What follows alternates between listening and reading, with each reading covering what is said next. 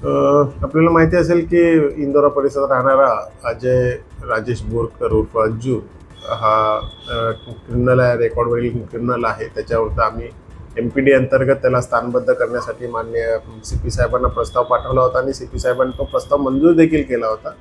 आणि 31 डिसेंबर 2024 रोजी त्याला आपण जेलमध्ये घेऊन जात असताना पोलिसांच्या हाताला झटका देऊन तो गाडीतून पळून गेला होता. त्याचप्रमाणे आपण त्याबाबत धंतोली पोलीस स्टेशन ते गुन्हा पण दाखल झाला होता आरोपी पळून गेल्याबाबत.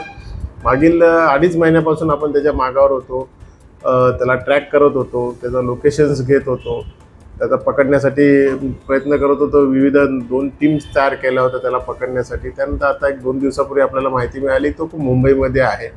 त्याप्रमाणे PSI किल्लेदार आणि DBचे 2 स्टाफ आम्ही तात्काळ रवाना केले इथून.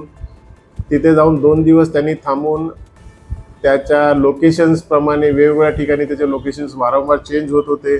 त्यामुळे त्यांनी लोकेशन्सच्या आधारे त्या भागामध्ये राहणाऱ्या लोकांना फोटो वगैरे दाखवून माहिती काढून काल रात्री त्याला कांदिवली मालवणी इथून त्याला ताब्यात घेतलेला आहे, मालवणी मालाड येथून, आणि त्याला आता पोलीस स्टेशनला आणलेलं आहे.